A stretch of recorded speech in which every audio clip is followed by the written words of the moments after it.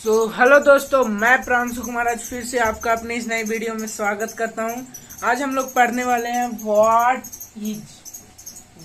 Is brain, what is it's main parts.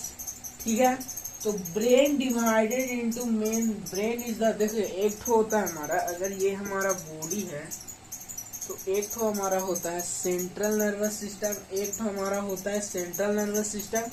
तो ये जो स्पाइनल कोड और ब्रेन, और इधर इधर जो उसके नर्व्स निकले रहते हैं वो होता है पेरिफेरल नर्वस सिस्टम। तो brain is the main part, brain and spinal cord is the main part of central nervous system. ठीक है, अब देखिए अब brain is the main part of central, तो ब्रेन को 3 पार्ट में बांटा गया था। ठीक है, तो अब हम लोग पढ़ने वाले हैं 4 ब्रेन। एक तो fore brain, mid brain, hind brain. अब हम पढ़ने वाले हैं 4 ब्रेन। तो ये जो हमारा 4 ब्रेन है, it is main thinking part of the brain. ये जो है ये main thinking part of the brain है। क्या है, मतलब जितना भी हम सोच रहे हैं, अगर हम सोच रहे हैं कि आज हम साइकिल चलाने जाएंगे, आज हम लंदन जाएंगे, आज हम पेरिस जाएंगे, आज हम यूक्रेन जाएंगे, आज हम गुजरात जाएंगे, आज हम बिहार जाएंगे, आज हम ये खाएंगे, आज हम वो करेंगे, आज ये पढ़ेंगे, वो नहीं पढ़ेंगे, क्या करेंगे क्या नहीं करेंगे, हम जितना भी सोच रहे हैं वो सब हमारा होता है 4 ब्रेन में। ठीक है, it is mostly covered with cerebrum. ये सब मतलब एक तरह से 99% part of the 4 brain is covered with cerebrum. ठीक है, ये कुछ हमारा ब्रेन है और ये हमारा सेरिब्रम होता है। ये हमारा सेरिब्रम है। ठीक है, ये पूरा पार्ट सेरिब्रम है। और ये जितना भी सुनने का, लिखने का, पढ़ने का, हियरिंग का, जितना भी काम होता है सोचने का, वो सब इसमें होता है। और it also help in speech of इनोशन,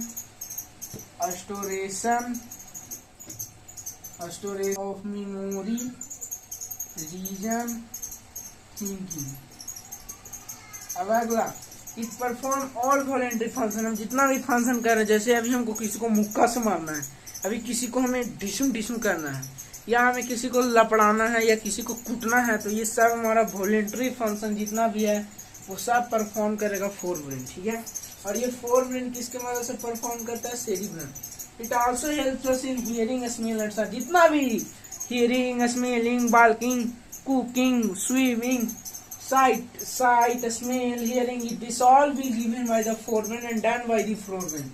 It also helps us in speech and interpretation. The most important part, speech and interpretation. Speech क्या होता है? स्पीच कहने का मतलब कि हम जैसे आज हम कोई चीज बोल रहे हैं, ठीक है, आज हम कोई सी चीज पे हम भाषण देने जा रहे हैं, तो हम भाषण देंगे तो सोच के देंगे, हम तो किसी टॉपिक को रट के नहीं आएंगे। तो भाषण देने के लिए हमें पहले सोचना पड़ेगा। वो सोचने का, थिंकिंग का पार्ट हमारा कौन करेगा? 4 ब्रेन। इसलिए यहाँ पे स्पीच लिखा गया है, क्योंकि इट इन्वॉल्व्स थिंकिंग।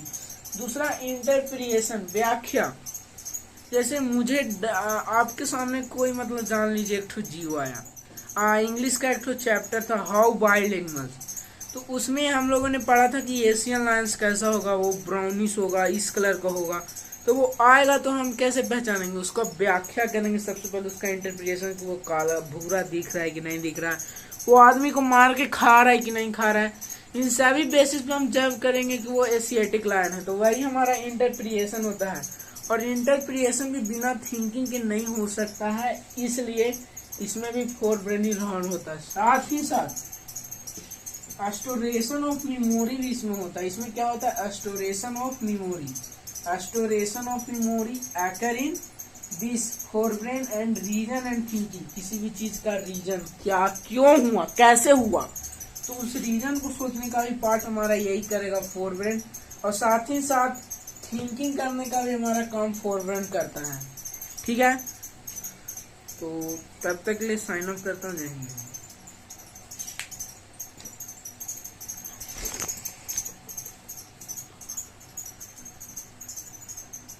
हम लोग पढ़ना शुरू करते हैं हिंड ब्रेन। देखिए, मैंने बताया था ब्रेन का 3 पार्ट होता था। जो हिंड ब्रेन होता है वो सबसे lowest part of the brain होता है। क्या होता है? जैसे अगर कुछ इस प्रकार से हमारा ब्रेन है, तो ये यहाँ पे जो लोवेस्ट पार्ट है इसी को हम लोग बोलते हैं हिंड ब्रेन। हिंड ब्रेन काफी इंपॉर्टेंट पार्ट है, ये सबसे लोवेस्ट पार्ट है। और ये इतना इम्पोर्टेंट है जितना आप सोच नहीं सकते हैं। तो चलिए इसको इन डिटेल अंडरस्टैंडिंग के साथ पूरे अच्छे तरह से इसको समझते हैं, ठीक है। तो हिंड ब्रेन को 3 पार्ट में बांटा गया। The hind brain divided into 3 part में बांटा गया। पहला पार्ट इज पोन्स। देखिए हम लोग एनसीईआरटी पे डील करेंगे। क्या है पहला, regulate breathing cycle and sleep cycle. अब ये क्या है, रेगुलेट ब्रीदिंग साइकिल।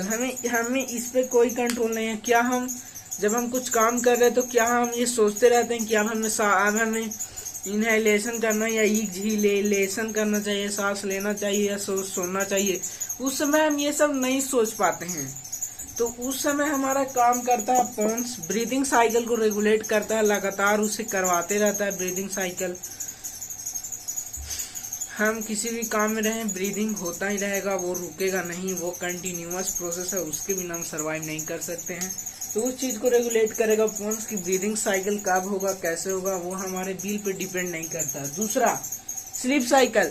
कभी आपने ये सोचा है कि जब हम दिन में चलते रहते हैं कहीं पे तो वहां पे हमें नींद क्यों नहीं आता है? नहीं आता है क्योंकि हर टाइम का एक स्पेसिफिक टाइम और पॉइंट ऑफ व्यू होता है। उसी प्रकार स्लीप साइकिल, हमें रात को ही नींद आएगी, इस बात का कंफर्मेशन हमें पोन्स देता है। मतलब हमें कब नींद आएगी ये सब चीज किस पे डिपेंड करेगा, पोन्स पे। हम कब सांस लेंगे ये किस पे डिपेंड करेगा, पोन्स पे। दूसरा regulate breathing cycle and sleep. दूसरा medulla it helps in controlling all involuntary function. एक वॉलेंटरी फंक्शन होता है, एक तो इनवॉलेंटरी फंक्शन होता है। मैं उसको भी आज बताने वाला हूँ। अभी हम लोग इन डिटेल पढ़ने वाले हैं इनवॉलेंटरी फंक्शन का। इसमें हमारा इनवॉलेंटरी फंक्शन वो फंक्शन होता है जिसपे हमारा कोई बिल नहीं है, ठीक है। For example circulation of blood through heart. अगर हार्ट से अगर ब्लड का फ्लो हो रहा है तो क्या हम उसे रोक सकते हैं? अरे हार्ट भाई रुक जाओ भाई, अभी ब्लड को पंप मत करो। कैसे? अरे दिल अभी ब्लड के पंप मत करो, ठीक है। हम ऐसे नहीं बोल सकते हैं। वो हमारे बिल पे डिपेंड नहीं करता क्योंकि वो इनवॉलेंटरी फंक्शन है हमारा, ठीक है। अगला एडजस्टमेंट ऑफ पुपिल। अब ये पुपिल किस बला का नाम है? देखिए ये हमारा आई होता है, ये स्कैलरा, तो बीच में एक गोल सा पार्ट होता है। ये चारों कटी काला रहता है और बीच में छेद रहता है, ठीक है। तो ये जो बीच वाला पार्ट है इसको बोलते हैं पुपिल, और ये जो काला वाला पार्ट है इसको बोलते हैं आइरिस, ठीक है। तो अब देखिए क्या होता है, जब हम पूरे अंधेरे रूम में से, पूरे डार्क रूम में से अगर हम किसी डार्क स्पॉट या फिर वेरी ब्राइट लाइट के या काफी लाइट वाले एरिया में जाएंगे तो हमारा आइरिस पुपिल ऐसे फूलेगा। पुपिल अपना आंख साइज को बड़ा करेगा क्योंकि लाइट इसी पुपिल से इंटर होता है, और लाइट कितना इंटर होगा वो पुपिल के साइज पर डिपेंड करता है, और पुपिल को साइज का रेगुलेट करने का काम करता है हमारा आइरिस। अब देखिए अब ये वॉलेंटरी क्यों है, इनवॉलेंटरी क्यों है? क्योंकि अगर हम डार्क रूम में से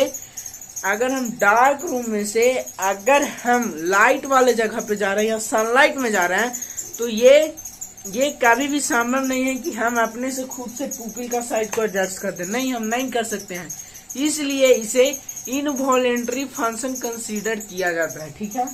और इसके कई सारे और एग्जांपल हो सकते हैं, जैसे में movement of blood in our body, movement of signal from the neuron, many examples there are। फिर सेरिब्रम। देखिए जब हम लोग पढ़ेंगे, जब हम लोग स्टडी करेंगे डिटेल मिड ब्रेन के बारे में। किसके बारे में?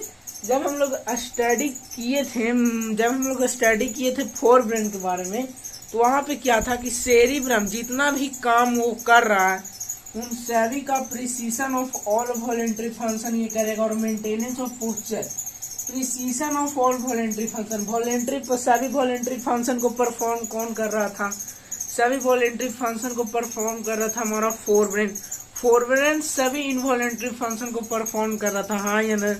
तो उसका प्रिसीजन मतलब चेक करना कि वो सही से काम कर रहा है या नहीं। जैसे हम चल रहे हैं तो हम सही से काम चल रहे हैं कि नहीं, हम सो रहे हैं तो सही से सो रहे हैं कि नहीं, हम सांस ले रहे हैं तो सही से सांस ले रहे हैं कि नहीं, अगर हम सुन रहे हैं तो अच्छा से सुन रहे हैं कि नहीं, वो सभी को प्रिसीजन करने का काम कौन करेगा? सेरिब्रम। और at last maintain posture and balance of the body. ये पोस्चर, जैसे हम वॉकिंग कर रहे हैं तो हम ऐसे सोझे चलेंगे ना, कि ऐसे ऐसे ऐसे ऐसे नहीं चलेंगे। जब भी चलेंगे सोझे चलेंगे, ऐसे पूरा एकदम साइज में पूरा डिसिप्लिन के साथ चलेंगे, ऐसे ऐसे ऐसे चलेंगे। अभी नहीं कि हिलते हिलते हिलते हिलते चलेंगे, नहीं, हम लोग हमेशा उसी चीज पोस्चर को मेंटेन करने का काम हमारा सेरिब्रम करता है। आई होप हिंड ब्रेन को आपने समझा होगा। अगले अब हम लोग पढ़ने जा रहे हैं मिड ब्रेन। अगला टॉपिक है हमारा मिड ब्रेन। मिड ब्रेन का काफी ज्यादा यूज हमारे एनसीईआरटी में बुक नहीं दिया है, तो हम लोग छोटे से इसका एस्पेक्ट है, जितना एनसीईआरटी में दिया हुआ है उतना ही पढ़ेंगे। तो mid brain it is central part of brain. Mid brain होता है क्या? देखिए, ये हमारा कुछ इस प्रकार का ब्रेन होता है, ठीक है। मेरा डायग्राम थोड़ा हैवी है, ट्राई टू कोऑपरेट। तो ये कुछ सेरिब्रम हो गया, यहाँ पे हमारा होता है ये कौन बोलते हैं? Head brain. और ये हमारा होता है कुछ, ये हमारा होता है मिड ब्रेन। तो ये जो ब्रेन है और ये जो हिंड ब्रेन है, तो ये हमारा हो गया मिड ब्रेन, और ये हो गया हमारा हिंड ब्रेन, और ये हमारा हो गया ये हमारा हो गया फोर ब्रेन, और ये हो गया हमारा मिड ब्रेन। तो ये फोर ब्रेन और मिड ब्रेन को कनेक्ट करने का काम करता है, और जो कि ये कनेक्ट करता है, तो जो चीज बीच में रहेगा वही किसी चीज को कनेक्ट कर सकता है। क्या आपको ये बात क्लियर है? जब कोई चीज बीच में रहेगा तभी वो उस चीज को कनेक्ट कर सकता है, इसलिए this is the connect the mid brain and it is the central part of brain. इसे central part of the brain कहते हैं। दूसरा, it perform some reflex function and involuntary function. अब बात है कि it perform some of reflex function and involuntary function. देखिए, सभी इनवॉलेंटरी फंक्शन को परफॉर्म तो हमारा हिंड ब्रेन ही करता है, ठीक है। बट क्या होता है कि some time mid brain with the help of hind brain, mid brain hind brain के मदद से भी कभी कभी इनवॉलेंटरी फंक्शन को परफॉर्म करता है। रिफ्लेक्स एक्शन जानते हैं, जैसे हम लोग इससे जा रहे हैं, एक्वैक इधर से गाड़ी है तो ऐसे सांस से भागा, तो यहाँ पे हमारा बिल नहीं था कि हम अपना हटा लें, वो ऑटोमेटिक हट जाता है। ये हमारे रिफ्लेक्स एक्शन है, ठीक है।